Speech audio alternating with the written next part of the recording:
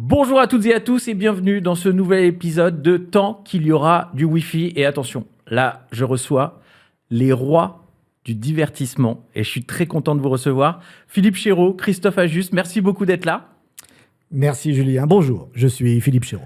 Bonjour, je suis Christophe Ajus et merci à toi Julien de nous recevoir. J'ai vu que tu as quand même vérifié sur le livre si c'était nos noms. Non, J'avais un doute. Non, je regardais. Alors c'est vrai que vous avez fait une campagne de financement participatif. Oui, ça date. Et vous avez sorti ce livre et je me disais, il est beau. Quand je le regardais, je me suis dit, mais pourquoi on n'a pas fait ça nous aussi? C'est un vaste sujet, tu sais. Direction artistique, Philippe Chéreau. C'était un vaste sujet parce que je voulais un truc un peu sympa.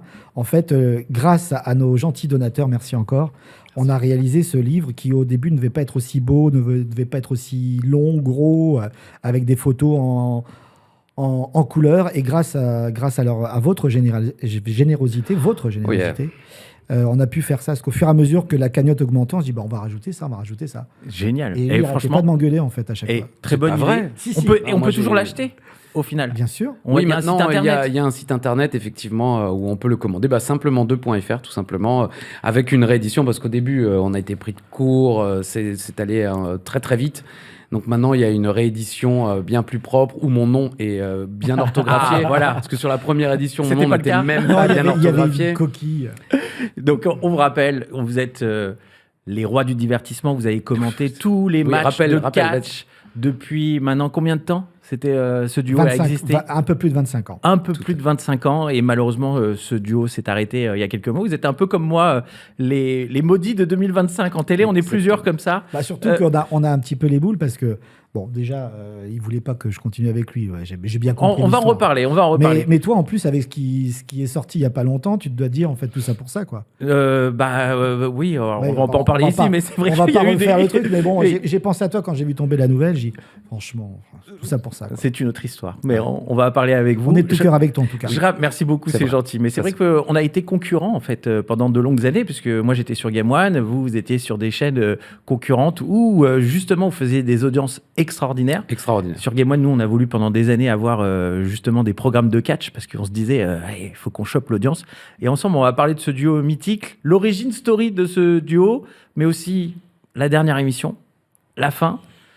Une suite possible, pourquoi pas. Et on va parler de catch aussi pour les passionnés de catch qui nous regardent. Je précise avant à tout le monde que ce podcast est sponsorisé par la marque Rekt. C'est une marque pour les gamers, fait par des gamers. Vous allez sur rekt.fr, rekt.fr. Vous avez notamment des chaises gaming.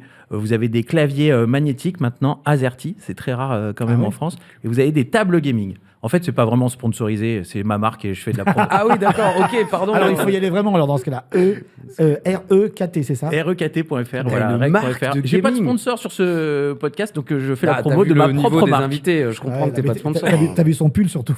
Bon, on rappelle... Alors, tu n'es pas la première personne à te foutre de ma gueule pour ce pull.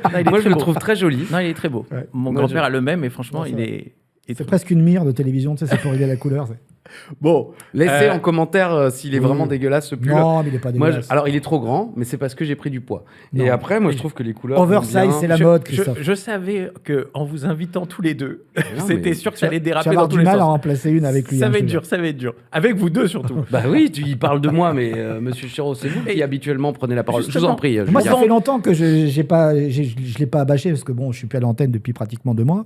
J'ai l'impression que ça fait longtemps que vous n'êtes pas vu. Ouais. J'ai l'impression, franchement, que ça fait 10 ans que ça fait 3 maintenant, moi. 3, tu vois. Oui. Et du coup, moi, ça me fait plaisir un peu de le. Oui, ça vous défoule. Non, j'ai la même chose avec Marcus, moi. Avec Marcus, j'ai un peu la même chose. Mais vous vous côtoyez plus souvent. Non, pareil que vous. En fait, finalement, on se voit 1 à 2 fois par semaine pour les tournages. C'est énorme. Et vous, c'était quoi la fréquence des tournages? Sur la fin, c'était on était en distanciel, donc c'était pas. On se voyait 1 fois par mois minimum. D'accord. En studio, mais pendant 25 ans, on s'est vu. Il y a des fois où on se voyait 5 fois par semaine. C'était tous les jours. Alors, vous avez commenté le catch pendant plus de 25 ans, mais à la base, comment tout ça a commencé? On va commencer par toi, Philippe. C'est quoi ton origin story professionnelle à la base? Non, vas-y, encore. Je vais faire l'histoire de la radio. Mais comment t'es arrivé à... J'ai fait de la radio. Alors, très très vite. J'ai commencé la radio à 14 ans, radio libre à l'époque, 1980. libération de la fréquence. Ensuite, je me suis retrouvé donc j'étais à l'antenne en tant qu'animateur disque jockey. J'étais disque jockey. Oui, vous avez commencé dans les boîtes de nuit, Philippe, à l'âge de 15 ans. Ouais, bien sûr. Ouais. C'était le David Guetta. J'ai eu ma disco mobile. Ensuite, je suis monté à Paris pour faire une école de radio professionnelle pour m'ouvrir et avoir surtout un diplôme. Oui, c'est pas trop le diplôme que je cherchais, c'était les connexions. Oui, d'accord. Parce que quand tu viens de la carnet province, d'adresse. c'est Paris, sinon ça fonctionne. T'as quel âge quand tu fais ça à l'époque? J'arrive à Paris, j'ai fait mon bac. J'arrive à Paris, j'ai 19 ans. D'accord, 19 ans, et tu 19 fais une ans, mais école de radio. J'ai déjà Feu le studio École de France. 5 ans d'antenne, enfin tu vois et tout. Je me retrouve recruté dans les Caraïbes, à Saint-Martin, pour monter Radio Caraïbes International. Bah ouais, ça va la vie. RCI2, qui était le pendant de RTL2, Europe 2, tu sais que toutes les grandes radios montaient leur radio FM. Je suis resté là-bas. Moi, c'est ça. Ma vie, elle serait arrêtée là. C'est-à-dire, j'aurais fait ma carrière à Saint-Martin au soleil. J'aurais pas changé. Après, j'ai travaillé pour un conglomérat international pour monter une radio-télé pour un hôtel de luxe. Ça n'a pas marché. Je suis revenu parce que j'aurais pu rester là-bas. J'avais des propositions. Mais moi, c'était la radio, la télé que je voulais faire. Donc je reviens, j'arrive ici, je galère un peu quand même, tout ça écrit dans le livre, mais je galère bien, je galère vachement bien. Je suis au RMI et tout, tu vois, vraiment c'est super chaud. Je passe de milliers de dollars par mois à 450 francs. Ah ouais, dur quoi. Ouais, c'est chaud. Et un jour, mon pote Pat Angeli, avec qui je commente la NASCAR depuis maintenant 26 ans, me dit, il y a un casting géant au groupe AB qui a monté des chaînes thématiques. Donc Animaux, AB Moteur, enfin toutes les chaînes thématiques qui existent pour certaines encore. Et ils ont acheté des dizaines de milliers d'heures et il faut les faire en VF. Je me retrouve là-bas, je suis pris au casting, je commence à faire des voix off. On me dit, ah mais toi, t'es dans le sport, machin, tout ça, tu vas faire du Bushido, tu vas faire du dragster, tu vas faire de la NASCAR. Et un jour, ils achètent les droits de la WCW et ils disent, on va te faire passer un casting. Je le fais avec mon pote, avec qui je commentais le Bushido, qui était un ancien karatéka qui n'est plus parmi eux aujourd'hui, paix à son âme. Et je me retrouve dans un casting avec un gars qui s'appelle Tristan, qu'on m'impose. Je dis, je vais pourrir le casting, pour ça je vais le faire avec mon pote. Et puis en fait, on me dit, non, c'était super, tu vas le faire avec lui. Donc moi, je faisais la gueule. Pourquoi il était pas bien, ce mec? En fait, je voulais être avec mon pote, point. Tu vois. Donc on fait les premiers enregistrements, on enregistre 6-7, mais le gars, en fait, je sais pas s'il va regarder. J'ai rien contre lui, mais ça ne matchait pas. Tu vois, ça ne matchait pas. Moi, je suis un journaliste de formation, un peu quand même, et j'allais chercher le peu d'informations disponibles. J'étais pas un fan de la première heure de catch. Lui non plus. Et lui non plus, c'était pas facile. Donc, je lui racontais avant, fais gaffe, lui, c'est un gentil, lui, c'est un méchant. Sa prise de finition, c'est ça. L'histoire, c'est ça. Et le gars, il bouffait toutes mes cacahuètes dès qu'on ouvrait le micro, quoi. Moi, j'avais plus rien à dire. Ouais, ça, c'est et pas pour cool. la première fois de ma vie, alors que j'ai toujours été, comme toi certainement, dès qu'on ouvrait un micro, une caméra, j'étais toujours content, j'avais l'impression de ne pas bosser. Là, je regardais l'heure, tu sais, et ça me semblait interminable. Bon. Ça, c'est pas bon. Donc j'ai dit stop, j'arrête, signe, je me casse. Non, j'ai dit non, mais vous le gardez, il n'y a pas de souci. Moi, j'ai d'autres trucs à faire, tout va bien. Toi, tu veux prendre du plaisir quand tu fais Voilà, un je truc. dis non, mais ça ne matche pas, voilà, alors que je bossais avec plein d'autres gars et je suis en général, on dit de moi, je suis quand même un bon partenaire de micro. Là, j'ai dit non, il n'y a pas de souci, moi, je bosse ailleurs, tout va bien. Il dit non, toi, tu restes. J'ai dit non, ça me gêne. On a eu un gars qui a vu que les 2 premières diffusions étaient merdiques. Ils l'ont quand même gardé. Non, les 2 premières diffs, on en avait enregistré 6. En fait, à l'époque, on enregistrait. Moi, j'arrivais après, mais on enregistrait 5 émissions dans la journée. Ah, d'accord. Parce qu'il y avait un retard par rapport à la diff américaine qui permettait de tout faire en une journée. Ouais. En fait. Ouais. Ça, c'est la grande époque des chaînes de télé thématiques mais c'est surtout qui achètent des programmes. Non, mais c'est surtout qu'il y avait ils avaient peur qu'en cas de vacances, il y avait un stress aussi du gars qui. Bon, bref. Donc, j'ai dit, oui, il a dit que c'est de la merde, mais il avait raison, le gars qui vous a écrit ça. Et il nous dit si on a besoin de lui pour des infos et tout, on peut lui demander. J'ai dit non, mais de toute façon, moi je me casse, donc il n'y a plus rien à demander. Non, mais attends, on va le faire monter, on ne sait jamais, on va lui faire un test. Ok. Donc, j'arrive un jour dans les studios d'AB, je passe devant un gamin qui était dans un sofa, c'était lui. Bonsoir. Attends, qu'est-ce qui s'est passé? À quel moment on t'a appelé, toi Alors moi, là, c'est le jour de la rencontre. C'est le jour de la rencontre, le 18 février 2000. Tu t'en souviens? Bien sûr, évidemment, je m'en souviens. Mais tous les ans, ils nous souhaitent notre anniversaire, tout ça. Pas c'est cette vrai année. J'ai oublié. Le 21 février, je me suis rendu compte que j'ai oublié. En même temps, c'est là où je me suis dit, ça y est, on a divorcé. En même temps, ça y est, vous bossez plus ensemble. Bah oui, ça valait plus le coup. Puis je veux dire, pour choper des likes, ça sert plus à rien. Toi, tu faisais quoi avant ce 18 Je ne faisais absolument rien. Moi, je suis fan de catch depuis tout gamin. J'ai découvert ça sur Canal+, comme beaucoup de notre génération dans les années 80. Ça passait moi, je regardais à 23h le samedi soir avant le film d'horreur. Et parfois, mais bon, j'ai pas vraiment de souvenir en toute franchise du film pour adultes qui était diffusé sans doute après aussi, mais moi je me souviens des films d'horreur. Du catch, moi je me souviens du catch. Et il y avait le catch, ouais, entre 22... Je me rappelle juste du nom des actrices, mais c'est pas grave. À l'époque, c'était quoi? Hulk Hogan, Randy... Oui, là c'était Randy Macho Man Savage, Hulk Hogan, André le Géant, le millionnaire du ring, Ted DiBiase, Bam Bam Bigolo, Coco, il y en a Coco un qui s'appelait Coco. avec son perroquet Frankie sur l'épaule. Moi je regardais ça en fait chez mes parents avec un voisin plus âgé. Pendant que nos parents jouaient, c'était la mode aussi des Monopoly, des Trivial Poursuite. Ils faisaient des soirées entre voisins à jouer aux jeux. Action Vérité. Oui, bien sûr, soirée échangiste. Non, on va pas aller là-dessus. Non, mais ça n'est pas le cas. Je n'ai rien dit. Et donc, nous, on avait le droit de regarder la télé pendant ce temps-là. Et donc, lui, il était passionné de catch. Il était un petit peu plus âgé. Et je servais de punching ball pour lui. En fait, il faisait les prises sur moi sur le canapé. Et au bout d'un moment, lui, il a arrêté de regarder le catch, mais moi, j'ai jamais arrêté. Donc, des années 80, j'ai continué, j'enregistrais tous les programmes, j'ai encore les cassettes vidéo chez mes parents de tout ce que j'ai pu enregistrer pendant toutes ces années. C'est des centaines de cassettes. Puis les années 90, j'ai continué à regarder, évidemment. En 96, mon papa rentre du travail avec un modem à la maison.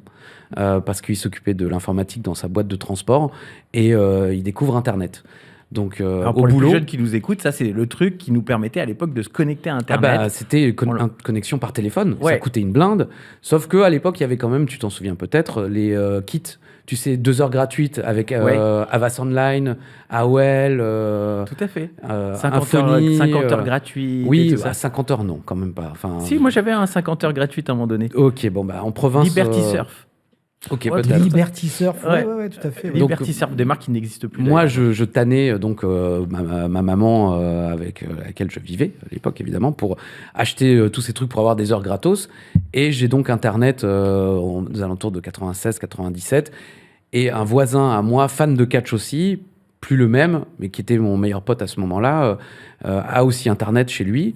Et on est tous les deux passionnés de catch. Et puis on décide un jour de créer une newsletter autour du catch.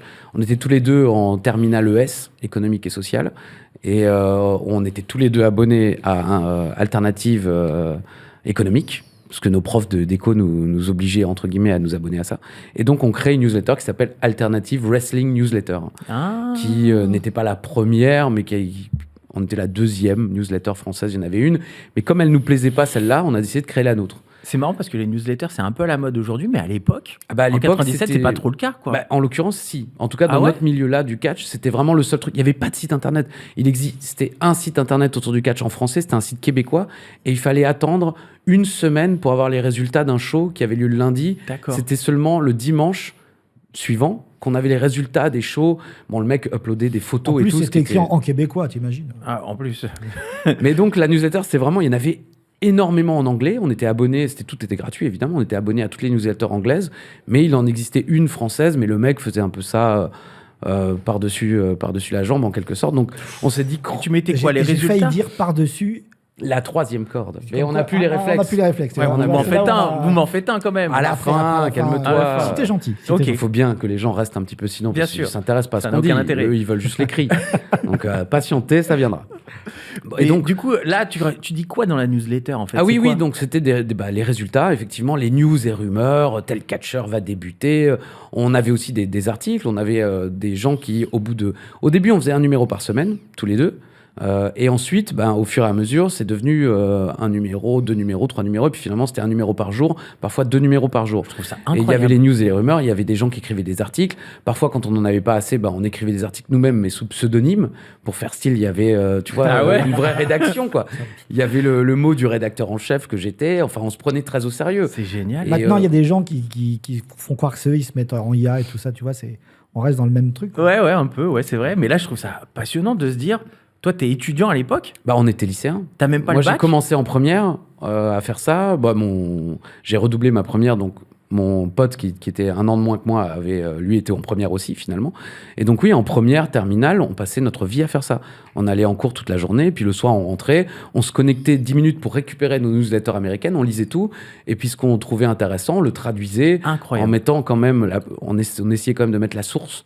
Déjà, il y avait un travail journalistique. On jouait aux journalistes. Ouais. On se rêvait journaliste. Évidemment, on savait bien qu'on ne l'était pas, mais on faisait ça totalement bénévolement. Mais on était vraiment passionnés par ça. Et puis il y avait un côté amusant de jouer aux journalistes, de trouver les meilleures news et rumeurs, tout ça. Et on créait donc cette newsletter. Beaucoup d'abonnés.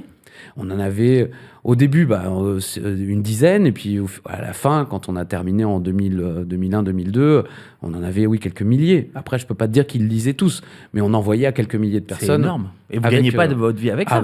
Il y avait c'était aucun que la revenu. passion. Ah non, c'était zéro revenu. Il y avait aucune pub, il y avait rien. Incroyable. De toute façon, on n'avait jamais imaginé une seule seconde qu'on puisse gagner un jour notre vie. Alors lui a fait de belles études et il a un travail très respectable maintenant dans la fonction publique. Tout va bien pour lui. Mais moi, j'aurais jamais pensé effectivement gagner un jour ma vie. Il y a un moment, au bout de quelques mois, je fais rapide parce que je le vois déjà un petit peu, ça fait 10 minutes qu'il a plus rien dit. Mais non, pas du tout. Il y avait plus de catch à la télé. Donc, avec nos abonnés, on a fait une lettre type et on a dit à nos abonnés, envoyez-la à tout le monde. Pourquoi il y avait plus de catch à la télé ? Parce que Canal+, ça s'était arrêté, qui était le principal diffuseur, et puis c'est tout. Finalement, il n'y avait pas d'autres chaînes de télé qui voulaient diffuser du catch. Donc, on a fait une lettre type et on a demandé à nos abonnés de l'envoyer en masse aux chaînes de télé à l'époque. Et comme il n'y avait personne sur Internet, tout le monde répondait. Donc, on a eu des réponses de TF1, d'M6, de toutes les grandes chaînes hertziennes, et les chaînes du câble aussi. TF6 existait déjà, je crois, à l'époque. Et la seule à nous avoir répondu positivement, c'était RTL9 du groupe AB, qui nous a répondu ça tombe bien, on vient de signer du catch, la WCW, qui était donc à l'époque la fédération numéro 1 aux États-Unis, mais qui avait été un peu diffusée sur Canal, mais qui n'était pas la plus célèbre. La WWF était évidemment plus célèbre. On vient de signer un contrat, on va diffuser ça, donc faites la pub dans votre newsletter. Donc on fait la pub, tout ça. Moi, je n'avais même pas RTL9 chez moi. Et la première émission est diffusée, et puis plein de gens, des lecteurs, m'écrivent en disant « Ouais, c'est n'importe quoi ». Les deux qui commentent n'y connaissent rien, ce qui était vrai. Ils disaient principalement des bêtises pendant 45 minutes. Le programme durait 45 minutes. Ouais, sachant que nous, on était habitués à Canal+, et Canal+, les commentateurs, je les adorais, moi. Oui, il y avait Raymond Rougeau. Raymond Rougeau, Jean Brassard. Moi, ma génération avant, c'était Édouard Carpentier et Guy Auré, Édouard Carpentier qui a été champion du monde aux États-Unis. Ils étaient bons, non, français. Oui, ils étaient. Surtout, ils savaient de quoi ils parlaient. Bah ouais. Ce qui n'était effectivement pas le cas de Philippe et de Tristan. Et donc, moi, j'ai réécrit à la chaîne en leur disant, écoutez, on a fait la pub pour le programme et tout, mais vos deux commentateurs ne comprennent rien. Ça va être compliqué pour eux d'expliquer ce qui se passe si eux-mêmes ne comprennent pas. Donc, si vous avez besoin d'informations, de biographie, moi, j'avais des dossiers depuis l'âge de 12 ans, je les ai encore, mes classeurs, où j'écrivais des articles pour moi-même déjà à 12 ans. C'est incroyable. Sur des classeurs avec des fautes d'orthographe. C'est encore le cas aujourd'hui. Comme dans le livre pour la première édition. Écrit, au stylo à plume, à encre, le stylo à encre et tout, avec une belle écriture. Et donc, j'avais plein de dossiers que je faisais même sur mon ordi. Donc, je le proposais de l'envoi gratuitement. Et puis, Vincent Godel, donc, avec qui j'ai changé, qui donc, est une personne importante dans ma vie. Alors, pour ceux qui veulent visualiser Vincent Godel, ou toi, si jamais tu veux retrouver des images, c'est l'arbitre dans les catch-off qu'on fera quelques années plus tard. Des sketchs, tu sais. D'accord. Et on lui a proposé de nous rejoindre parce qu'il avait Godel, ce côté un peu foufou. C'est un garçon adorable, qui est plein de talent, qui écrivait des spectacles pour enfants, et qui était dans le groupe AB depuis des années. Et c'était l'arbitre, c'était monsieur l'arbitre. D'accord. Et donc là, il était plus ou moins responsable de la chaîne RTL9. Et donc c'est lui qui m'avait écrit faites la promotion de notre programme et tout. Et puis quand moi je lui ai écrit ça à propos des commentateurs, il me dit non, plutôt que d'infos, est-ce que vous voudriez venir à Paris faire un essai ? Ce que vous avez déjà commenté. Oui, parce qu'entre-temps, il y avait le split là, dont je vous ai parlé. Moi, j'avais dit stop, j'arrête. D'accord. Ouais, et là, moi, il me demande est-ce que vous avez déjà commenté ? Moi, je lui dis oui, parce qu'en fait, avec mon pote, avec qui on faisait la newsletter, en plus, dans sa cave, il avait un rétroprojecteur. Et on filmait le rétroprojecteur avec une caméra, on branchait un micro sur la caméra, et on filmait des matchs japonais ou de ce qu'on appelle le circuit indépendant, des petits matchs dans des petites salles, et on mettait nos commentaires dessus parce qu'il n'y avait pas de commentaires. Donc tu rêvais d'être commentateur à la base. Je rêvais pas, mais ça faisait partie de nos amusements entre guillemets. Et après, on échangeait ces cassettes avec d'autres gens en leur disant on a une VF sur le show japonais qui est sorti il y a 2 mois. Génial. On a une VF. Et donc moi je lui ai dit ouais, j'ai déjà commenté bien sûr, sauf que j'avais commenté dans une cave qui ressemblait un petit peu à ici, tu vois, avec mon pote, avec un micro pour 2. Et donc ils me font on fait un casting la semaine prochaine. Et donc pour la première fois de ma vie, j'ai pris le train tout seul. J'avais 19 ans, mais j'étais J'étais impressionné. Bien sûr, j'étais terrifié. Moi, j'étais un geek. C'était pas il encore était le mot. Transparent sur le sofa du studio à l'entrée, à l'accueil. Moi, je suis passé devant lui, j'ai même pas calculé, quoi. Je t'ai dit, c'est un stagiaire Je sortais jamais de chez moi. J'avais des potes, mais on n'allait pas en boîte. Je sortais pas. J'étais devant mon ordi. H24. J'étais super timide. Je parlais à personne. D'ailleurs, ma mère, elle m'a déposé à la gare à 22h parce que les trains mettaient encore des heures à venir à Paris. Maintenant, c'est 1h40. Mais avant, il fallait partir à 22h pour être le matin à Paris. Donc, elle m'a déposé à 22h à la gare et elle m'a juste dit demain, quand t'es dans le métro, regarde pas truc, parce qu'elle savait que moi j'étais un bébé, tu vois. Limite, j'aurais aimé qu'elle vienne avec moi. Bon, heureusement. À quel moment, en tant que timide, tu acceptes d'aller à un casting comme ça? C'était la chance de ma vie. J'avais arrêté mes études. J'ai eu mon bac. J'ai fait un peu de fac de sociaux. Bon, déjà, ça partait mal. Fac de sociaux, ça menait pas à grand-chose, mais j'étais passionné par la socio. Donc, j'ai fait ça, mais j'ai très vite arrêté. Et après, juste avant de faire le casting, j'ai fait deux journées d'intérim. Donc tu savais pas trop ce que tu allais faire dans ta vie? Je savais absolument pas ce que j'allais faire. C'était la chance de ma vie. Je me suis retrouvé dans la salle de bain de chez mes parents, prendre ma douche avant d'aller prendre le train, et je me suis regardé dans la glace. Je me suis dit maintenant faut que tu te sortes les doigts et tu t'es dit quoi. Cette chance, faut pas la rater. C'est demain ou jamais, quoi. J'adore ce genre si d'histoire. Tu te loupes, c'est fini. T'es foutu pour la vie et tu sauras jamais ce que tu vas faire. Là, c'est un tournant de ta vie. C'est le tournant de ma vie. Et tu le sais avant d'y aller. Tu sais que c'est le tournant de ta vie. Il y avait 8 Miles qui, je sais plus si c'est la même époque ou après ou un peu avant, mais où évidemment il se regarde dans la glace aussi avant de faire sa première battle. One chance, one opportunity. Une chance, une opportunité. C'est demain ou rien. Si demain tu te loupes, c'est fini pour toi. Tu auras entre guillemets une vie à galérer, à faire des trucs d'intérim, des boulots où tu sais rien faire. J'aime cette histoire. Je sais rien faire de mes 10 doigts. Je suis nul, vraiment nul pour tout. Mais t'avais cette passion. T'avais ce truc. Je me suis dit, c'est ça ou rien. J'adore ça. J'aime beaucoup ça. J'ai vécu un peu la même chose avec Game One, moi, au final, quand j'ai fait le casting. C'est vrai que le matin même, j'étais dans ma salle de bain, je me suis regardé un peu comme toi en me disant, là, il y a une chance.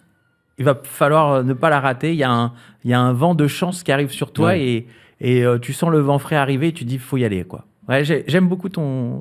Merci. J'y suis pour rien. J'aime beaucoup cette histoire. Pour le coup. Donc là, du coup. Et donc, je prends le train, j'arrive à 6h du mat, Porte de la Chapelle, qui est quand même pas le quartier le plus accueillant de Paris. Moi qui débarque d'une petite ville alsacienne toute paisible, où on ne voit pas des gens prendre du crack tôt le matin, ce qui était toujours, je pense, le cas à Porte de la Chapelle.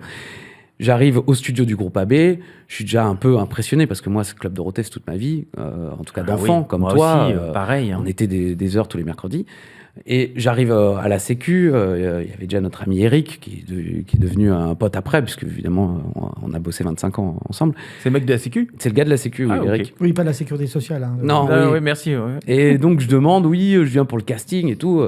Et il me fait, c'est là-bas, fond du couloir, droite, gauche. Et c'est vrai que c'était des studios immenses, les studios du Club Dorothée. Mais les trucs du SPIC étaient au fin fond. Donc... Et je crois que... Non, c'était 1 an après. Bon, bref, j'arrive là-bas, je viens, oui, bonjour, ouais, assieds-toi là. Et puis, au bout d'une demi-heure, il y a Philippe qui arrive et tout, mais moi, je le reconnais pas. Hein. J'avais écouté les émissions après, mais il n'y avait pas encore son visage, donc je sais pas qui il est. Et puis, au bout d'une demi-heure, le mec du SPIC, il fait, le gars, il est censé arriver, le mec, il a déjà une demi-heure de retard pour le catch, c'est n'importe quoi. Et moi, je fais, non, mais en fait, c'est moi. Mais moi, j'étais arrivé avec mon sac de lycée, je faisais environ 100 kilos, j'avais une tête d'enfant, donc ils ont cru que j'étais le stagiaire, en fait. J'étais le stagiaire du 100 collège. 100 kilos? Oui, je faisais. À quel moment 100 kilos là? À l'époque. À l'époque, oui. Tu mesures combien? À l'époque, en plus, je mesurais beaucoup moins. J'ai grandi, genre. Ah ouais? Ah oui, non, mais j'étais une boule. J'étais un bébé. Il y a une photo de quelques mois après où tu vois là avec Philippe, où tu vois que je suis un bébé. Et donc, ils ont cru que j'étais un stagiaire du collège. Ok, là, tu vas trouver. Stagiaire d'observation. Oui, là, quoi. Et donc, c'est toi, mais pourquoi t'as rien dit? Parce que je sais pas, moi, pourquoi. Tu vois, j'étais comme ça, quoi. Normal. Ils m'ont mis avec Philippe dans un studio. Enfin, d'abord, ils m'ont mis une cassette, à l'époque, une bêta, avec le programme. Et puis c'était derrière moi. Et puis bon, voilà ce que tu vas commenter. Moi, évidemment, oui, je sais ce que je vais commenter, rassurez-vous. Bah, lui, tu le connais? Bah oui. Mais lui? Bah oui. Donc déjà, les mecs étaient, oh putain, il connaît les gars. Un peu, mais pardon, mais c'était logique pour moi. Et donc, ils me mettent avec Philippe. Et bon, j'ai pas l'impression non plus de révolutionner le métier. J'ai pas l'impression d'être excellent. Mais on sort du truc. Le directeur de casting du Service Peak, Guy, si tu nous écoutes, je t'embrasse, qui était le patron du Service Peak, fait bon, le petit là, il a une voix de merde, on le prend pas. Donc là, je me décompose, je me dis bon bah voilà, c'est foutu, merde. Ciao, je rentre en Alsace. Et puis après, il va falloir que j'explique à mes parents, à mes potes, à qui j'avais dit putain demain le casting, même à la truc d'intérim où j'avais dit non mais pour une autre mission la semaine prochaine, je serai pas là parce que demain je passe un casting, je reviens plus. Que en fait, je reviens. Et puis Philippe Chéreau me sauve la vie. Qu'est-ce que tu as fait? Bah, en fait, comment tu as senti les choses, toi, quand tu as fait ça? Moi, je vois arriver, en effet, ce gamin, et en fait, il avait tout ce que je n'avais pas, ce que je n'aurais jamais pu récupérer. Le talent. Avec le travail de journaliste, comme il vient de l'expliquer, c'est en fait sa vie. Le catch, c'est sa passion. Ouais. Donc, non, c'était ma vie. Même moi, avec la meilleure technique de recherche et avec les meilleures fiches, je ne peux pas rattraper 15 ans, 20 ans. Tu vois, c'est juste pas possible. Et puis, il faut expliquer aussi la façon aussi de parler. YouTube n'existait pas, Wikipédia n'existait pas. C'était impossible d'avoir des infos. Ouais. Et moi, j'avais le même problème sur la NASCAR que j'avais déjà démarré, où en effet, pour avoir des informations des pilotes américains, il fallait que j'aille au Drugstore Publicis à 1h du matin pour récupérer des magazines qui étaient déjà obsolètes de 3 semaines, 15 jours. Tu vois. Donc, il n'y avait pas Internet à l'époque encore, ça n'existait pas. Donc, et là, je me dis, ouais, le gars, il connaît tout. Donc déjà, ça, c'est bien. Et puis surtout, on a fait peut-être 15-20 minutes sans s'arrêter. Alors oui, bien sûr, il n'avait pas encore le réflexe d'un animateur commentateur, mais il avait toutes les histoires. Il connaissait toutes les prises et il savait de quoi il parlait. Et puis, le ping-pong fonctionnait quand même pas mal. On n'était pas encore dans la rivalité, dans, tu sais, le tac au tac, le gentil, le méchant, le vieux, le jeune, enfin tout ça, on n'était pas encore là-dedans, mais ça marchait plutôt pas mal. Donc moi, quand Guy dit...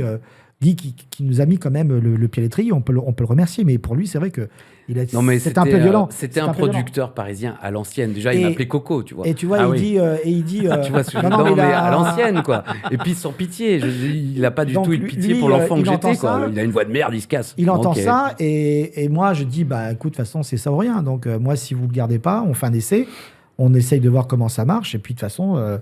si vous ne le gardez pas, moi, de toute façon, je ne reste pas. De toute façon, j'avais déjà dit que je partais. Donc, Ah, c'est toi qui as mis le veto et qui a dit je veux. Ça fait un peu prétentieux, mais oui, j'ai dit c'est lui ou rien. Parce que tu sentais qu'il y avait un truc à faire. Un potentiel. Si vous voulez me garder déjà moi, alors que moi, franchement, ça m'allait de ne pas le faire, tu vois. Mais j'ai dit si vous voulez que je reste, il faut que j'ai quelqu'un qui s'y connaisse à côté de moi. Moi, je suis prêt à bosser, mais je ne peux pas récupérer tout ce qu'il connaît. Et puis, oui, alors c'est vrai que la voix était J'avais une voix d'enfant. C'était pas top.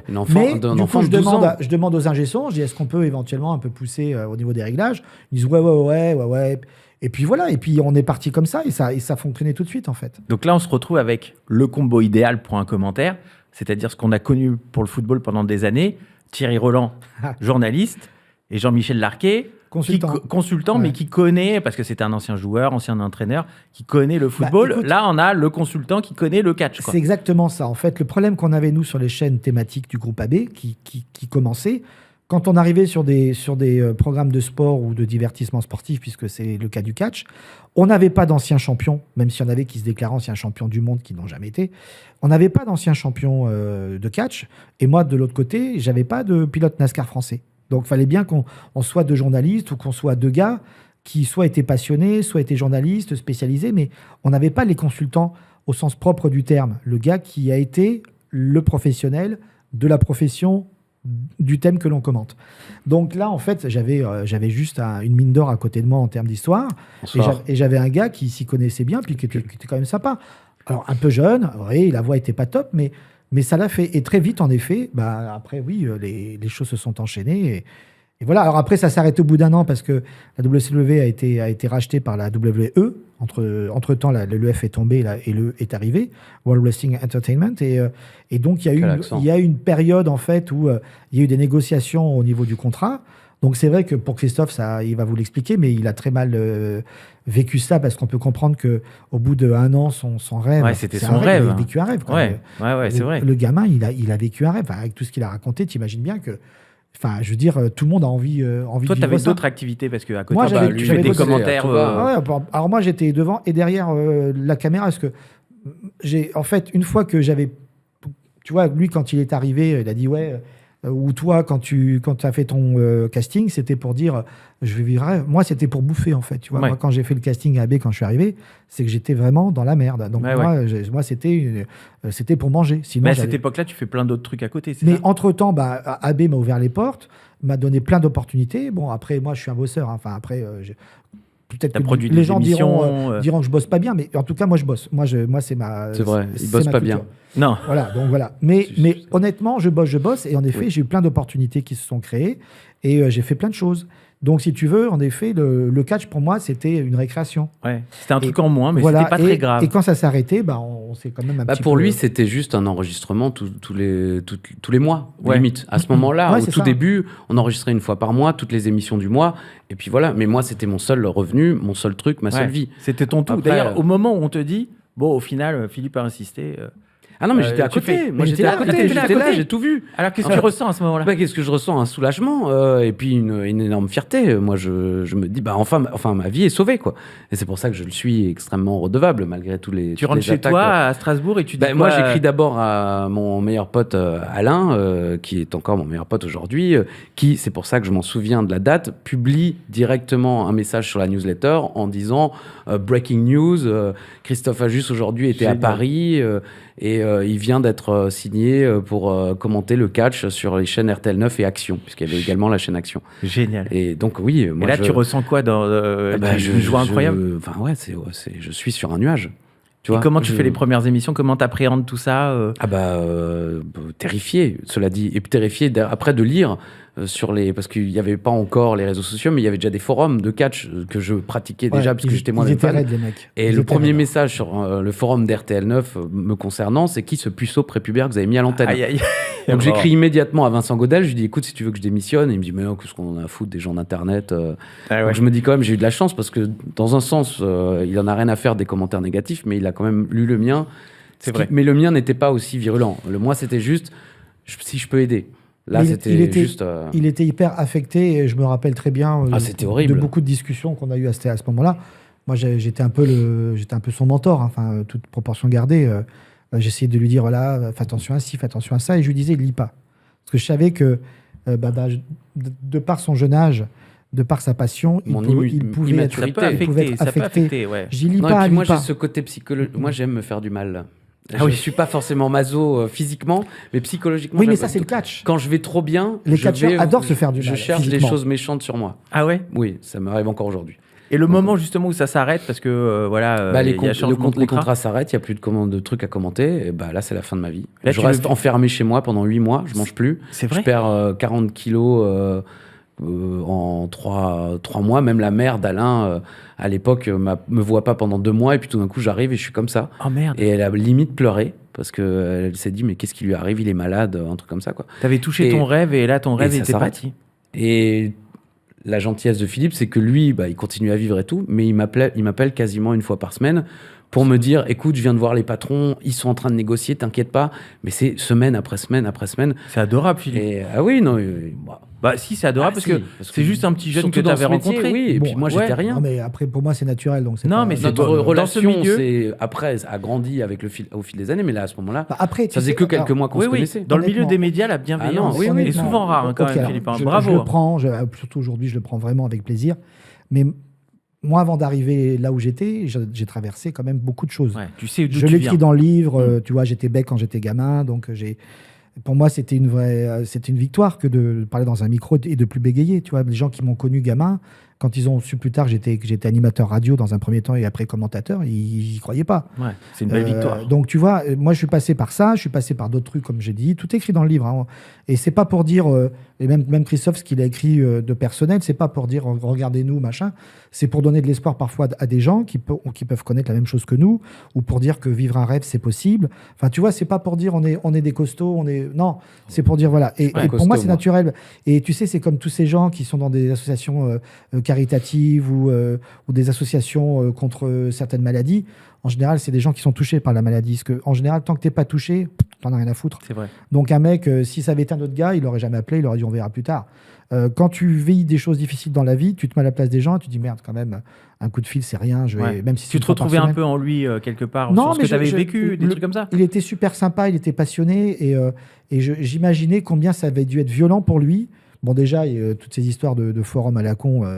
Ça, c'est un mais détail, ils sont toujours là, les mecs. Ils sont toujours aussi cons, d'ailleurs. Maintenant, c'est sur Twitter. Ça a changé. Mais bon, mais honnêtement. Non, et encore, il le dit souvent, on a de la chance, nous, on a une communauté. Il y en a quelques-uns qui sont vraiment très bêtes et très jaloux, en fait, envieux. Mais c'est dommage. Mais ça peut affecter, c'est vrai, quand on est jeune. C'est un message que je lance à tous les gens envieux et jaloux. Les gars, arrêtez, vous allez être malheureux toute votre vie. Ça sert à rien d'envier les gens et de les jalouser. Donc lui, il avait été vraiment touché par ça, par les messages, plus le fait que ça s'arrête. J'ai dit, putain, le gamin, ça va être chaud, quoi. Donc voilà, ça s'arrête là. Puis je l'appelle et puis je lui dis, et puis c'était vrai.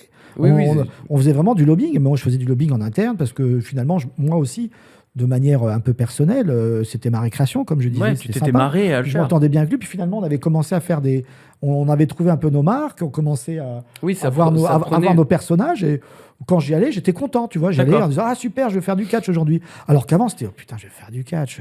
Qu'est-ce que je vais raconter, tu vois. Ouais, il y avait un truc avec ça. Moi, j'ai la chance de faire un métier que j'aime. Dedans, on commençait déjà, et après, moi, avec beaucoup moins de facilité, mais ça aussi, c'est sa force, c'est qu'il m'a direct laissé la liberté. Il me laissait parler. Tu vois, ce qui n'est pas toujours le cas dans ce métier, dans les commentaires, ou même dans les émissions d'ailleurs. Il y a des gens qui adorent. C'est vrai que le milieu des médias, les animateurs, les commentateurs. Il y a des bouffeurs de micro, les mecs qui ne te laissent pas parler. Oui, complètement. Et tu peux pas en dire une. Quand tu fais un duo à la télévision, il faut qu'il y ait beaucoup de générosité. Ouais. Et c'est vrai qu'il y en a, quand ils ont un ego surdimensionné, ils veulent prendre le micro. Et c'est vrai que c'est rare de trouver quelqu'un avec qui ça match. Par peur ou manque de confiance en soi, finalement aussi. Mais lui, bon, évidemment, il s'est pas senti menacé. Il savait pas quel monstre il allait créer finalement. Mais au départ, il pensait pas que j'allais le démolir au bout de quelques années.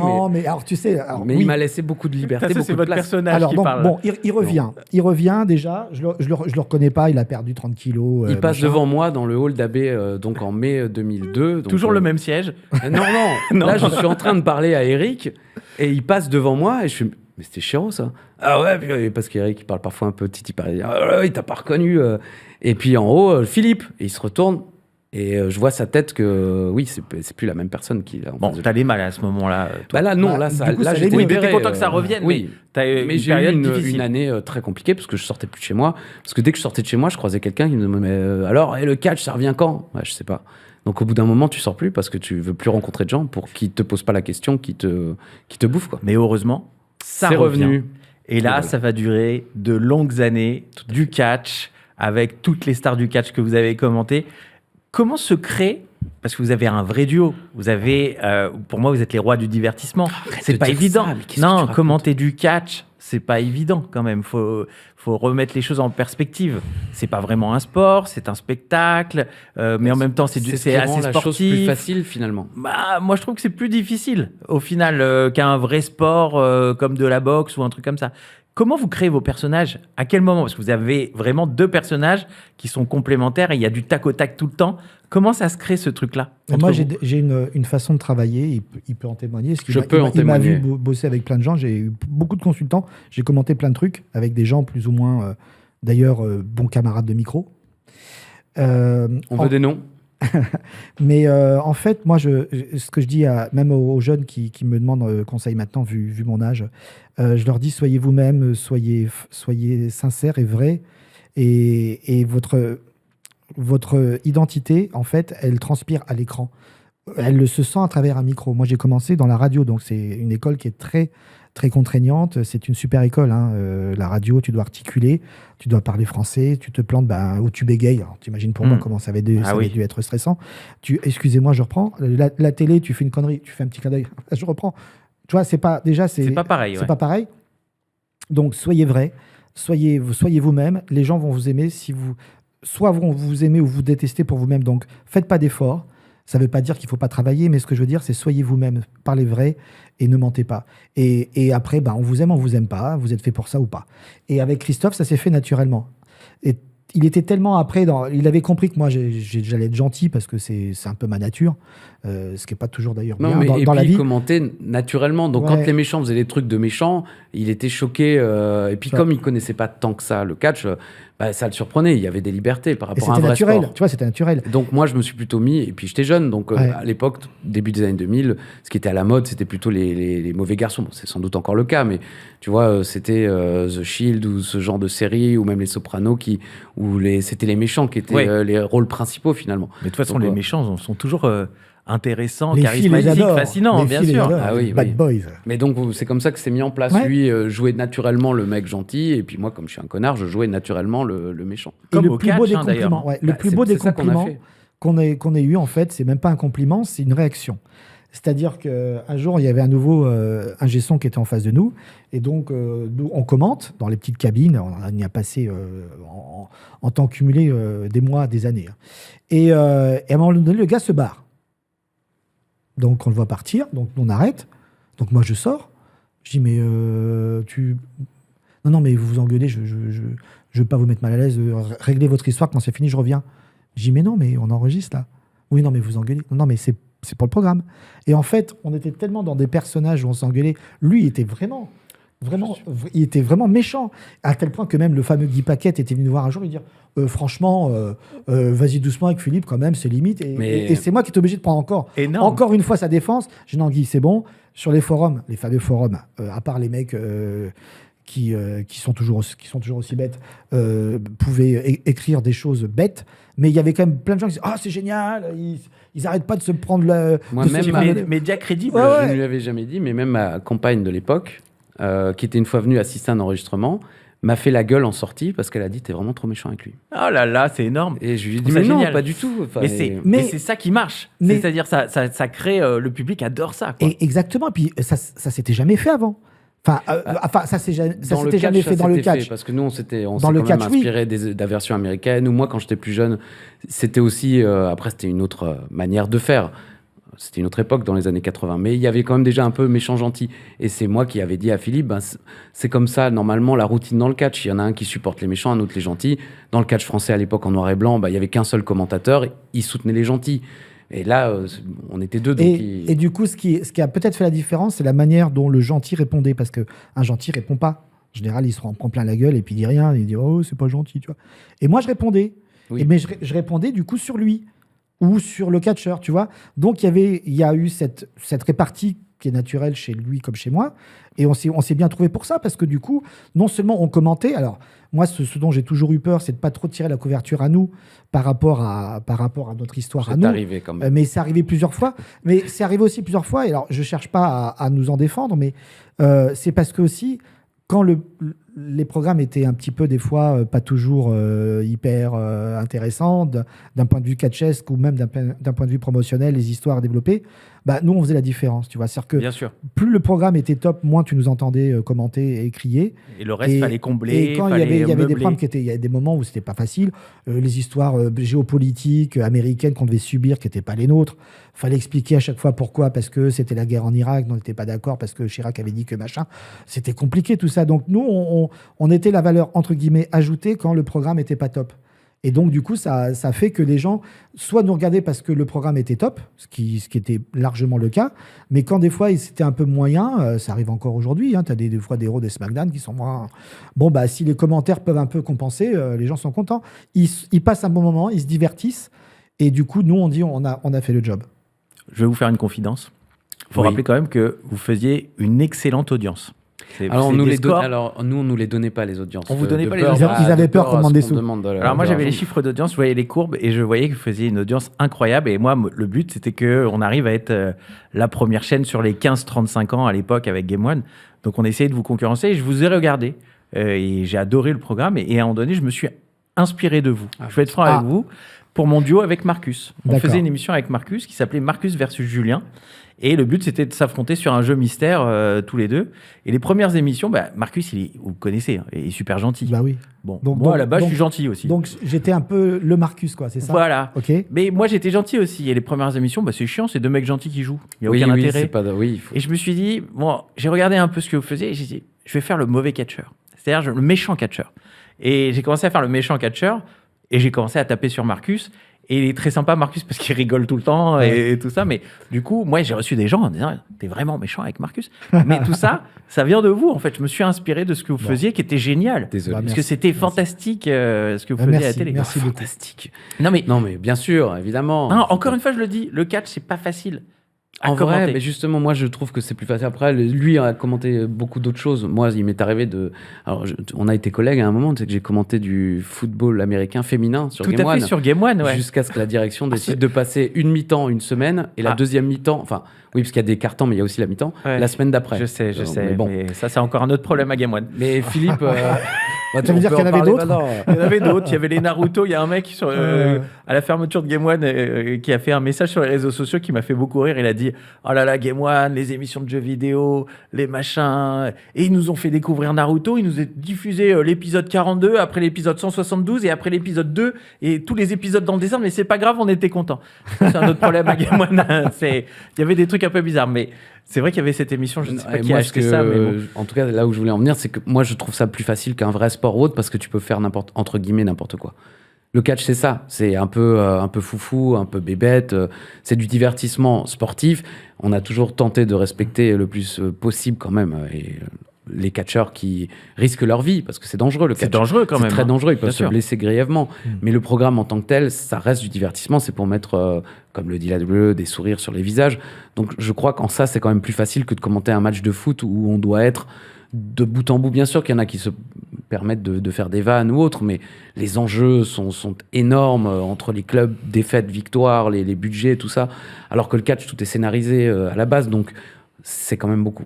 Il me semble plus facile de se lâcher, disons. Si on doit faire un podcast sur le commentaire sportif ou le commentaire en général, il y a beaucoup de choses à dire en fonction de ce que tu fais, de ta personnalité, du ressenti aussi du téléspectateur. Nous, je sais que nous, en fait, et c'est ce que je dis, mais vraiment, j'ai pas honte de le dire, c'est la meilleure rencontre professionnelle que j'ai eue de ma vie. Oh, c'est beau. Parce que on s'est Tiens, trouvé... Patanjali, prends ça. Alors, Patanjali, oui, mais tu le avec connais depuis que t'es gamin, on a commencé à la radio ensemble, on était concurrents, donc dans des radios FM. Lui était sur une radio de Dreux, et moi aussi. Après, on est passé à Fun Radio, enfin bon, peu importe. Mais Fun Radio, vous êtes passé? Moi, oui. Après, j'ai bougé. Parce que je travaille sur Fun Radio. Oui, marrant. mais non, t'étais mais pas né quand il était. C'était quand les créateurs de Fun qui travaillaient avant Énergie ont décidé de monter à Toulouse la première Fun délocalisée. C'est Pierre Lattès et Blanchemin qui étaient des dissidents de l'équipe Baudecroux, tout ça. Enfin, tu vois. Ah, je pourrais te raconter l'histoire. Je connais pas. Il y a une très bonne émission de Zach Nani où il raconte l'histoire de la radio. Et donc, on était à Dreux. Et et avant que Fun commençait à concurrencer Énergie dans le Sud, parce que c'était, voilà, ils avaient commencé à faire une radio régionale plus des dissidentes. Et à Dreux, avant de lancer Fun national, ils ont voulu tester le produit Fun à Dreux, qui était à 80 km de Paris, pour aller sur Paris. Et nous, on a été rachetés et on a fait Fun Dreux pendant des années, quoi. Excellent. Bon, bref. Et donc, Pat, je le connais depuis que je suis gamin. C'est la meilleure rencontre professionnelle, rappelons-le. Donc, c'est génial de commenter avec un ami d'enfance. Mais Christophe, tu sais, c'est quand deux chemins se partent dans tous les sens et pif, ils se retrouvent à un moment donné ensemble. C'est exactement ce qui s'est passé avec Christophe. On n'aurait pu jamais se rencontrer. Oui, on aurait dû. Et ça se trouve, si on m'avait dit, bah ouais, casse-toi, quand j'avais dit non, c'est bon, j'arrête. On aurait pu me dire casse-toi. J'aurais pu dire, bah ouais, en effet, il a une voix de merde, c'est bon, on va en prendre un autre. Tu vois, mais au final, ça s'est fait. Mais c'est pour ça que ce genre de choses, elles sont extraordinaires, tu vois. Je veux dire, après, je sais pas qu'il avait un caractère de cochon. Après, si tu veux, je fasse toute la liste. C'est vrai. On peut. Ouais, mais ça s'est fait quand même. Une heure ne suffit pas. Mais il se trouve que voilà, quand on est à l'antenne, il se passe un truc. Il faut être honnête. Enfin, j'ai un peu le recul de le comprendre. Il se passe un truc quand on est à l'antenne. Donc, alors, il s'est passé un truc pendant plus de 25 ans. Tout à fait. Pour le bonheur des fans, une communauté de fans qui vous ont regardé à différents parties de leur vie. Il y en a qui ont dû regarder quand ils avaient 15 ans, d'autres qui ont dû regarder à 25 ans. J'imagine c'est un peu comme ce que j'ai connu à Game One, donc plusieurs générations de spectateurs, téléspectateurs. Et puis à un moment, il y a la fin qui arrive. Comment vous avez appris ça? On a commencé à prendre ça il y a 2 ans environ, quand ça a été signé dans le monde entier, la WWE avec Netflix. Mais c'était un peu plus d'1 an et demi, genre. Et nous, il nous restait avec le groupe Media One, désormais, qui était le groupe AB, qui a été racheté par Media One, grand groupe de production. On savait qu'on avait encore jusqu'à décembre 2025 en contrat sûr.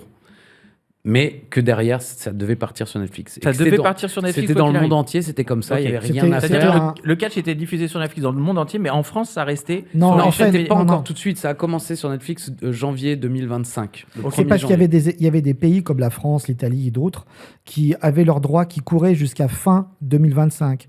Donc, on ne peut pas casser un contrat. Donc, tu avais tous les pays qui n'avaient pas de contrat avec des broadcasts, avec des chaînes de télé, pour faire simple, eux ont eu leurs contrats qui ont été jusqu'à leur terme. Et c'était le cas, en effet, du groupe Media One. Donc, c'est pour ça que lorsqu'ils ont lancé au niveau mondial, il y a eu en effet qu'une diffusion sur la francophonie. Donc, ils avaient besoin de commentateurs francophones. Mais sur la Belgique et la France, les territoires étaient bouclés contractuellement. Et Netflix ne pouvait pas diffuser sur leur plateforme en France et en Belgique. Mais on ne savait pas encore quelle sauce on serait mangé, est-ce que ça allait continuer ou pas. Moi, j'ai été contacté vu que je n'étais pas en CDI, contrairement à Philippe, que j'étais freelance, on m'a proposé, comme ça a été le cas par exemple pour la chaîne L'Équipe il y a quelques années, de commenter sur Netflix à partir du 1er janvier 2025, en espérant que Philippe me rejoigne le 1er janvier 2026. Et puis finalement...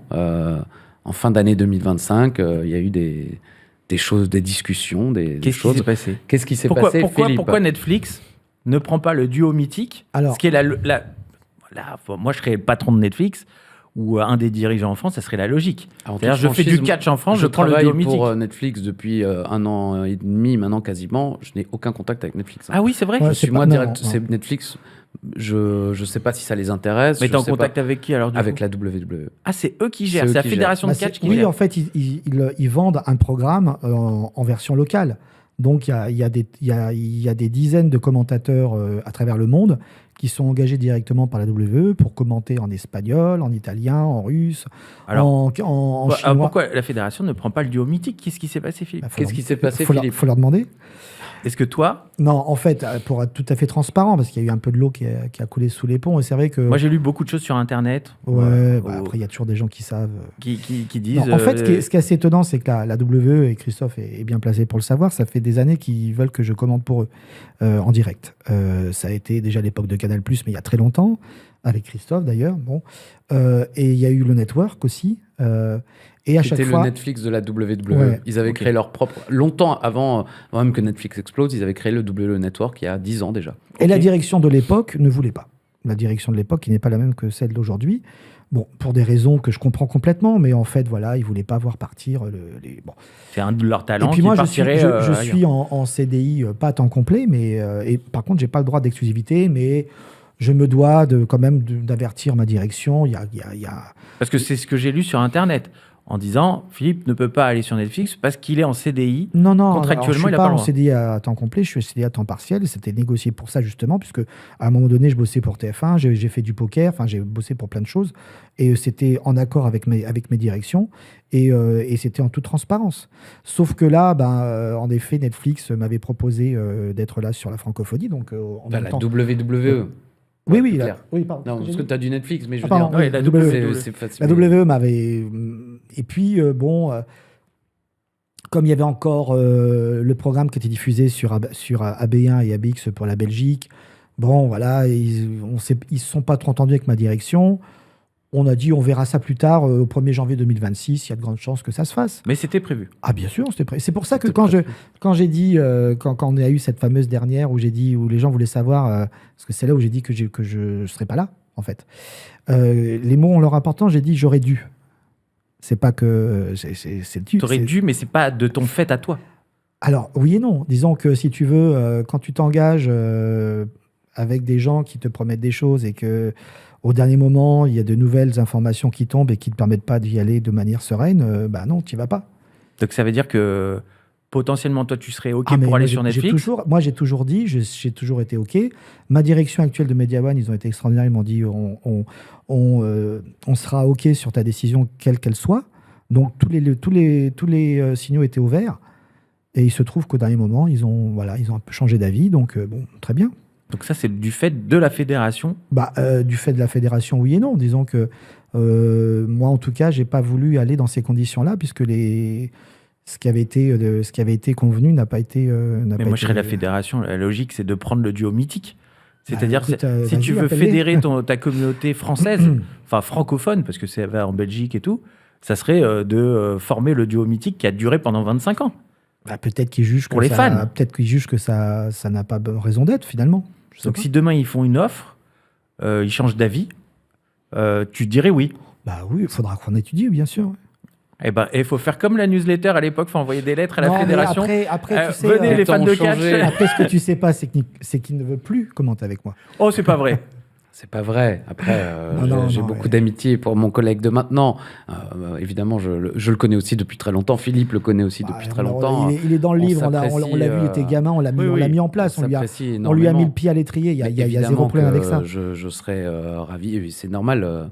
Moi, j'ai l'impression de vivre, entre guillemets, un divorce non voulu, finalement, puisque ni lui ni moi ne voulions Non, mais divorcer. c'est surtout Et, que donc c'est super, pour éviter que les gens partent en vrille, parce que j'imagine que ça y est, rien que le fait de le dire, tout le monde va partir en vrille, c'est qu'il y a la place pour 3 commentateurs.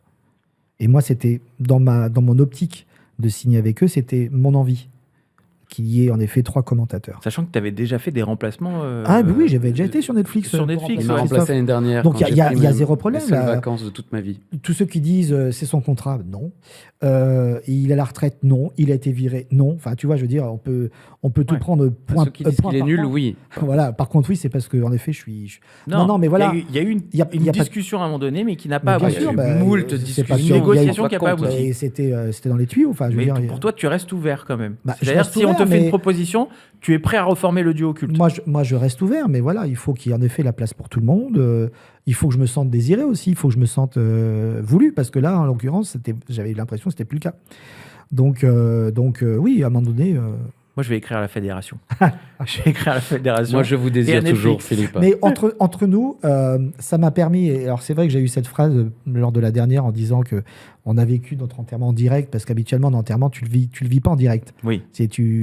Parce que j'avais été à un enterrement la veille, j'avais vu comment c'était extraordinaire. Mec, Et on déjà, se disait- l'ambiance était morose. Et Non, non, le mais gars, on se il prend disait avec l'antenne. des amis- Hier, j'étais à un enterrement. Non, mais Putain. c'était pour te dire, c'était pour dire, s'il avait été là, il aurait été heureux de voir tous ses amis il y avait des mecs qui chantaient. Enfin, tu vois, c'était une célébration. Là, tu as mais- eu plein de messages d'amour. Et là, en fait, on l'a vécu notre dernière en direct. Habituellement, quand tu n'es plus là, bah, tu vois pas. Donc c'est vrai que Christophe et moi, Oui, on puis a souvent dans vécu la quelque télé chose. aussi, tu vis ta dernière sans le savoir. Ouais, moi, ça m'est arrivé en radio. Je fais ma dernière émission de radio. J'apprends en sortant de l'antenne que mon c'était la contrat, dernière. il est pas renouvelé. Je dis, bah, j'aurais pu dire au revoir à tout le monde. Bah, c'est fait un peu exprès, tu vois. Bon, bref. Donc, c'est pas très clean. Là, au moins, Comme on le vous. savait. Mais ce qui On était dur, savait. c'est que moi, je savais depuis 2 mois que je serais pas au 1er janvier 2026. Ok. Donc, les dernières émissions, pour moi, elles ont été très C'était compliquées. dur, Ouais, ça, de- émotionnellement, c'était compliqué. Je sais qu'au passage, merci, parce que nous, on a vécu ça avec Game One. On a eu des petits mots de votre part, et ça, merci Ouais. beaucoup, c'est très gentil. Bon, Mais c'est vrai que ces naturel. moments qui arrivent avant la dernière émission, c'est pas facile à vivre. Bah, ouais, il faut continuer à faire le show, il faut continuer à sourire, et puis, enfin, il faut continuer à être là, finalement, tout en sachant que tu ne vas plus l'être, mais en même temps, les gens qui regardent, ils ont quand même le droit d'avoir ta version la plus joyeuse, la plus... Ouais. The show must go on. Bah, c'est ça, et ce que je veux dire, c'est qu'à la différence de Christophe, qui du coup maintenant commente à distance avec Nadir, il n'a pas tellement eu les retours que moi j'ai pu avoir depuis. J'étais encore en Belgique cette semaine pour faire un show où les gens ont été d'une gentillesse avec moi, où ils me remercient de plein de choses. Et en fait, le fait d'avoir arrêté, du coup, je peux voir tous les messages des gens, et il y en a quand même beaucoup. Donc, je suis hyper touché, je suis même gêné, il faut être honnête. Hein. Et par contre, la seule chose qui me chagrine, mais vraiment, c'est les messages que j'ai pu recevoir de gens qui disent le fait que vous ne soyez plus en duo avec Christophe, c'est comme si on avait brisé notre enfance. Parce que tant qu'on venait, on n'était pas des fidèles, on venait une fois de temps en temps. Mais tu sais, c'est comme lorsque Ouais, tu vas sur on une perd radio. nos repères. On Tu perd dis, nos bah repères. voilà, nous, on était encore enfants, en fait, en vous écoutant, parce qu'on a l'impression que vous n'aviez pas vieilli. Et nous, du coup, on avait l'impression qu'on était encore des gamins. Et le fait que vous soyez plus ensemble, bah, il y a quelque chose qui C'est s'est des cassé. repères, en fait. Voilà, et ça Oui. me touche vraiment. J'en suis désolé, franchement, voilà. Mais peut-être Mais- ça va revenir. Oui, non, mais peut-être, voilà. Mais en attendant, voilà, c'est ça qui me chagrine quand je vois les gens, quand j'ai vu les gens en Belgique là, ce week-end, ou des gens qui m'envoient des messages. j'essaye de répondre, il y en a beaucoup, mais c'est ça qui me chagrine de dire je suis désolé si je l'ai pas fait exprès, mais continuer à être des enfants, continuer à croire encore en vos rêves. Voilà, mais c'est vrai, justement, moi j'ai vu l'extrait de la dernière qui était très émouvante. Moi je l'ai vécu, c'est pas facile. C'est dur. Moi j'ai vécu la dernière émission de Team Game One et la fermeture de la chaîne. On se dit on va pas pleurer, on va faire la fête et on va finir en beauté, mais derrière, forcément les larmes elles viennent. Toi, tu as carrément cité Saint-Exupéry, Christophe. Alors, je cherchais, c'était sincère. Moi, je suis très mauvais. Je suis plutôt bon, je crois, en improvisation quand il s'agit de commenter, mais quand il s'agit de parler sérieusement, là, je prends une expression de film, mais il peut te le dire. Il aime bien dire ça. Lui est très bon socialement, il sait parler à tout le monde et tout. Moi, je suis nul. Je suis le même qui a 25 ans. En soirée, je suis dans mon coin. Alors oui, je bois 2 bières et là, je commence un peu à parler à des gens, mais en général, à la troisième, ça n'a plus beaucoup de sens déjà. Donc, et là, je suis dans le vrai rôle du papa de télé, comme il dit, parce que du coup, je suis obligé un petit peu. Il t'a dit ça la dernière, il a dit oui, mon papa de télé. Mais c'est vrai, c'est toute l'histoire. C'est ça, ouais. Sans lui, je n'aurais jamais vécu ces 25 ans. J'aurais jamais rencontré toutes les plus grandes stars de la WWE. Je serais jamais allé aux quatre coins des États-unis. Incroyable. C'était incroyable. Oui, d'interviewer des superstars au bord du ring, commenter, d'avoir un catcheur qui passe à travers une table. Si j'avais su. Oui, je pense que tu aurais choisi mieux. Ça aurait pu être toi. C'est vrai que ça aurait pu. Il aurait pu tomber sur beaucoup mieux. J'étais pas fan de catch, moi, au point de faire une newsletter et tout. Toi, t'as vécu un rêve éveillé, quoi. Non, mais pendant 25 ans, plus encore maintenant. Je veux dire, c'est donnant-donnant. Je veux dire que dans cette histoire-là, oui, évidemment, j'ai mis le truc au départ. Mais moi, le plus beau cadeau qu'il m'ait fait, c'est de me montrer que j'ai eu raison d'avoir confiance en lui. Complètement. Tu vois, c'est pas le fait de dire... on reste pas 25 ans à la télévision si c'est pas... Je pensais que c'était la Rolex, moi. J'ai eu ce truc et bon, tant mieux. Mais ce qui aurait été pas bien, c'est qu'en effet, ça parte en vrille, qu'il soit pas bon. On m'aurait dit, putain, Philippe... Et toi, ça t'a fait vibrer pendant des années aussi, au final, parce que t'as aimé ça. Moi, quand je dis que c'était ma récréation, c'était vraiment ça, parce que, bon, il le sait, il y a très peu de gens qui connaissent ma vie, ma vraie vie. Mais à un moment donné, il n'y avait même plus de place pour commenter. On était obligé de commenter la nuit les DVD parce que moi, en journée, j'avais plus de place. Moi, du taf. J'ai une vie. Il travaillait toute la journée. On se rejoignait à 2h du mat dans un studio. Je le paye aujourd'hui avec des problèmes de santé, mais vraiment, et d'ailleurs, je vous le conseille. Et pour ça, les jeunes générations, on dit souvent ils font ça, mais vous avez raison un peu aussi de faire attention. D'aller mollo, quoi. Parce que moi, au niveau du stress, tout ça, au niveau du rythme, j'étais à fond sans arrêt, quoi. J'ai jamais fumé, j'ai jamais bu, j'ai jamais pris de drogue. Donc malheureusement, à un moment donné, le stress, à un moment donné, ça te pourrit, quoi. Il y a du bon stress, le trac, mais aussi le mauvais stress. Bon, bref.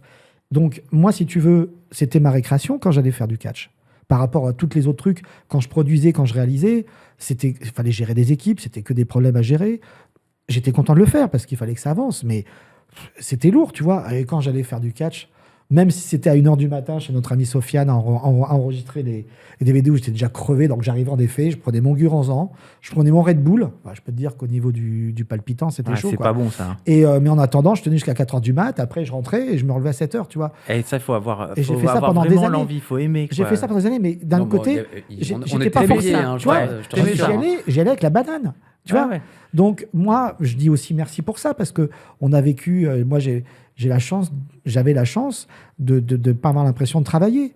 Et puis c'est là où cette maxime est arrivée. Je sais que ça l'embête chaque fois que je le dis, mais non, j'en aurais rien à allez, je le dis, c'est même plus. Ne pas se prendre au sérieux, mais le faire sérieusement. C'est-à-dire qu'on pouvait en effet faire croire que c'était de l'amusement tout ça, mais il y avait du boulot derrière quand même. Il y avait de la prépa. Surtout pour bien moi. Sûr. Ouais. Bien sûr, pour lui. C'est du taf, quoi. Ah oui, non, parce qu'il savait aussi que comme j'étais passionné, il pouvait arriver un peu plus sans forcément savoir, mais ça faisait partie du truc. Mais bon. Donc, alors, non, c'était... La dernière, donc tu sors cette phrase. Dis-moi, c'était quoi la phrase de Saint-Exupéry ? C'était toutes les grandes personnes ont un jour été des enfants, mais ils sont très peu à s'en souvenir. Je trouve ça beau. Plus ou moins. Moi aussi, c'est pour ça. C'est pas une phrase... Parce qu'il y a une phrase, moi, de Pagnol que j'aime beaucoup, mais qui aurait... En plus, aurait été bonne, mais je l'ai sortie trop de fois déjà. Il a dit 40 fois. De très courtes joies, très vite effacées par d'inoubliables chagrins. Ouais, ainsi va la vie des hommes. Je préfère mais quand même, en même temps, celle-là, quand je l'ai revue, et puis il n'y a pas longtemps, j'étais au parc du Petit Prince en Alsace, et donc je suis tombé dessus, et ça m'a Ça résume bien notre métier. Effectivement, c'est nous, parce que oui, on a été. Moi, j'aime bien dire que je suis con ou qu'on a été bête, mais on a été bête entre guillemets professionnellement. Enfin voilà, pour la bonne cause. On était bébêtes. Et souvent d'ailleurs, on nous a regardé de haut, que ce soit nos collègues au groupe AB ou des gens qu'on a pu croiser, ils s'attendaient à trouver de débiles entre guillemets, parce que c'est vrai qu'on est un peu comme ça dès que ça s'allume. C'est le personnage. Mais oui, c'est le personnage. Et donc, je trouvais que cette citation nous correspondait bien. Mais complètement. Mais tu sais, les gens encore là, ils m'arrêtent dans la rue ou quand j'ai eu ce rendez-vous, ils me tutoient direct après. Tu sais, excusez-moi, monsieur Chéreau, mais je vous tutoie. Il n'y a pas de souci. Mais il faut les comprendre et c'est ce qu'ils me disent en général. Ils me disent, mais vous faites partie de la famille. Complètement. Parce que pendant 25 ans, on était 3 fois, 4 fois par semaine chez eux. Et donc, on faisait partie de la famille. C'est-à-dire que c'était le rendez-vous. Donc, ils te tutoient et donc c'est normal. Eux, alors moi, je ne les connais pas visuellement, mais eux me connaissent.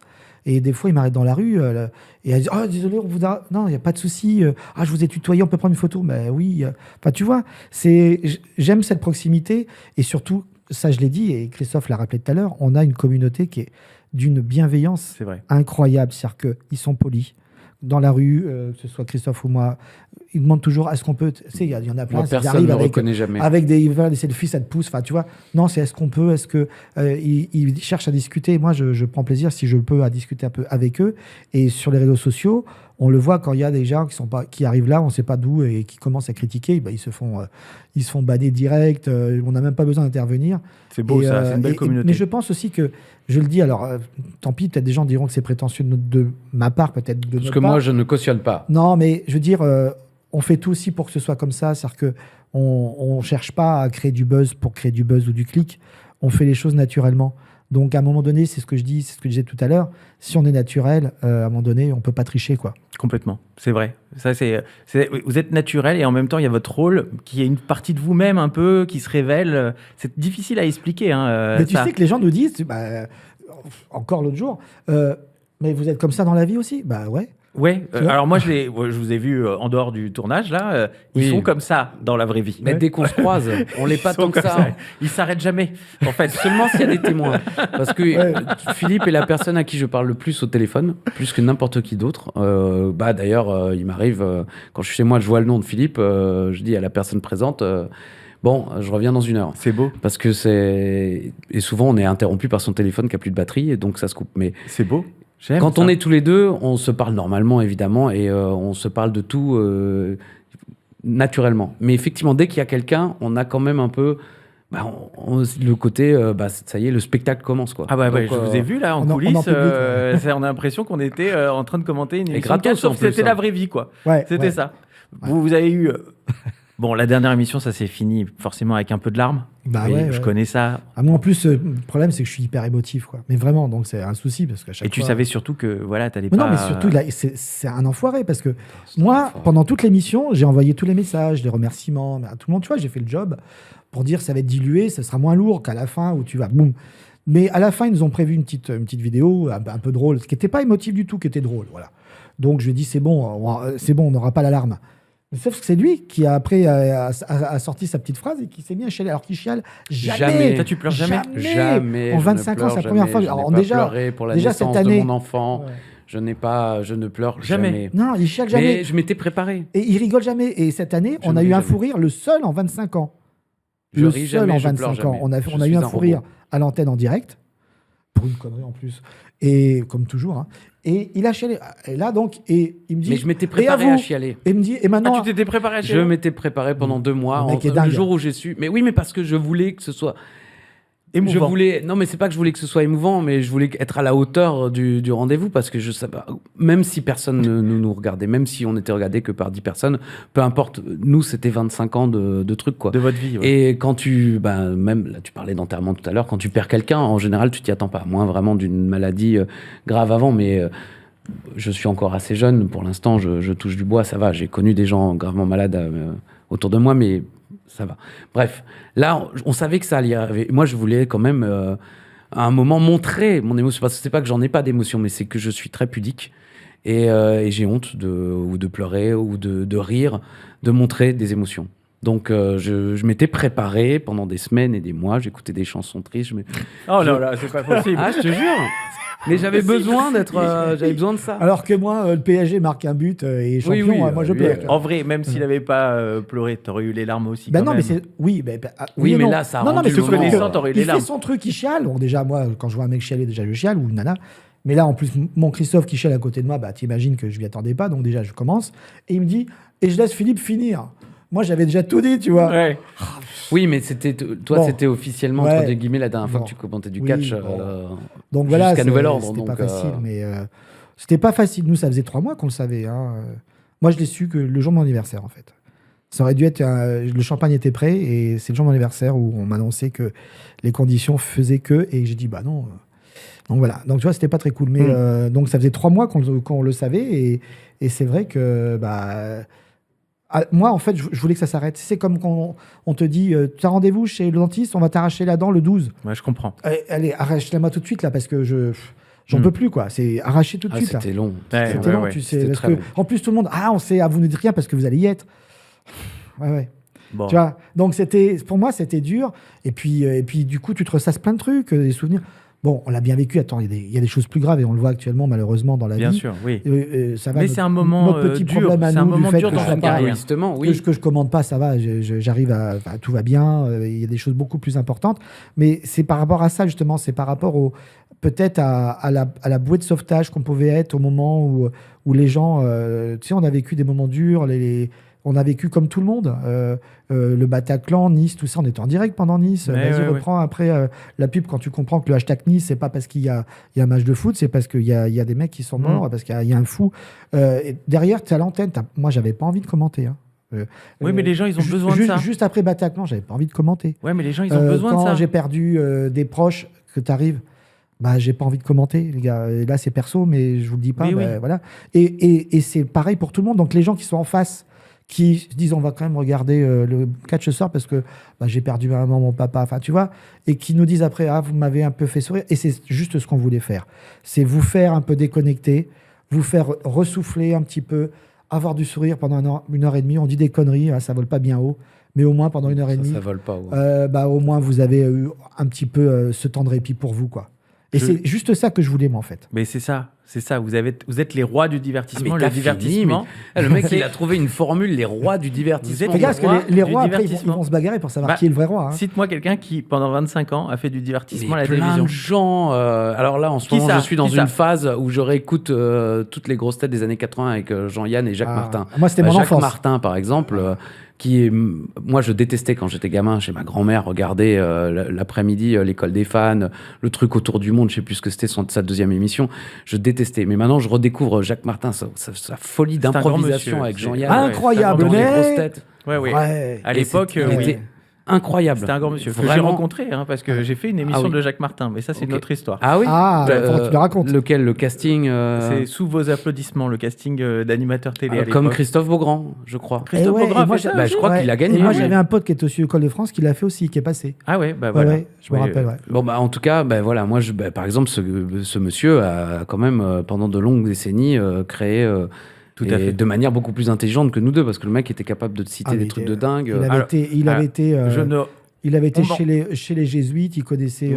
On m'enlève pas je crois que ma citation. Oui, il lisait la Bible. Tu l'as déposé, c'est ça en fait.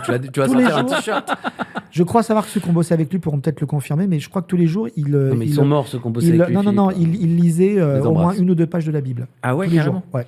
En tout cas, c'était un plaisir de vous recevoir. On rappelle que vous avez votre livre Simplement 2 qu'on peut commander sur le site simplement2.fr. Tout simplement. Toi, on te retrouve sur Netflix. Tout à fait. Pour du commentaire. Ah oui. Et toi, on te retrouve bientôt sur Netflix. Non Les choses sont ouvertes. En tout cas, on a compris que les négociations... tu es OK. Moi, j'ai toujours été ouvert. Voilà, faut juste que les choses soient... Il n'y a pas de problème contractuel pour que tu ailles sur Netflix, en tout cas. Oui, après, voilà, maintenant, je fais d'autres choses maintenant en plus, mais je suis toujours sur Automoto, la chaîne, pour la NASCAR avec mon ami Patangeli. On est sur ABX pour nos amis belges. Je fais des AB3. Ah non, ABX. Ah, vous n'avez pas passé sur AB3 ? Non, c'est ABX. Et puis, je fais des petits podcasts aussi qui parlent de NASCAR. Voilà, puis moi, à titre personnel, je produis beaucoup de vidéos pour une clientèle qui n'est pas une clientèle de télévision. Non, ça va, moi. La vie est belle. Oui, tu continues à travailler, mais nous, ça me on veut, on veut le retour du duo. Je vais honnête, ça me manque, mais voilà, je suis pas non plus prêt à tout et à tout prix. Mais en tout cas, on a compris. Moi, j'ai des valeurs, voilà, et je veux juste qu'elles soient respectées, qu'une parole donnée, pour moi, elle est sacrée. Voilà. On a compris que si jamais il y a un accord, c'est possible d'avoir le duo sur Netflix et c'est ce que les fans veulent. Votre histoire, elle est incroyable, elle est hyper inspirante. Elle montre que dans la vie, il faut croire en ses rêves et j'adore parce que vraiment, c'est des valeurs que j'ai envie de transmettre dans ce podcast, que la bienveillance est importante. Et là, franchement, Philippe, tout ce que tu as montré là, c'est incroyable. La résilience aussi, elle est importante. Ouais. Et je suis très content de vous avoir reçu dans ce podcast pour toutes ces valeurs-là et pour votre histoire incroyable, même si vous m'avez battu en audience pendant de longues années. Mais tu nous disais, il y avait une concurrence, mais nous, on s'en rendait pas compte. Oui, mais moi, je le voyais. Vous étiez tellement loin. Ah, mais tu sais quoi mais par contre, moi, je vous regardais, tu vois, sans aucune idée de concurrence. Moi, j'étais téléspectateur de Game One. Julien nous a invités, je m'en rappellerai toujours. On avait passé un super moment chez vous. Sur Team Game One, vous nous pour le jeu invité. Et moi, j'aimerais juste te dire une chose, c'est que peut-être que pour toi, on était une audience, mais je pense que quelque part, si en tout cas on a réussi ça, on a réussi un truc, c'est que tu avais un objectif, c'est de te surpasser pour nous rejoindre. Oui, c'est vrai. Et que la compétition, là, elle est hyper positive et moi j'aime bien la compétition. Et je pense qu'on avait le même public aussi. Ouais. Oh, oui, certainement, mais surtout, très commun. Je te l'avais déjà dit, j'ai été une fois invité à Touche pas à mon sport et j'ai croisé Cyril Hanouna et il me dit « Ah, les gars du catch, là, vous êtes incroyables là. Comme Julien, là, le gars des jeux vidéo, les mêmes. » Bon, fidèle à lui-même, il est toujours gentil. Non, mais il est toujours gentil, c'est vrai. En l'occurrence, c'est vrai qu'on a cette même bêtise. Et moi, je dis ça gentiment, mais ce côté bête, gentil, quoi. Et l'émulation fait les champions. Surtout dans le jeu vidéo, l'émulation, c'est important. Mais c'est vrai, j'embrasse Cyril Hanouna, qui a toujours été gentil envers Game One, notamment, et envers moi, à chaque fois. Il a toujours eu un message gentil, parce qu'on est un peu les geeks de la télé, on va dire. On est un peu ça. Merci beaucoup, Christophe et Philippe.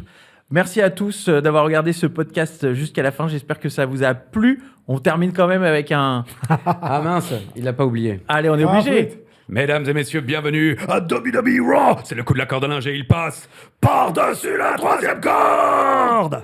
Génial. À bientôt. Ciao.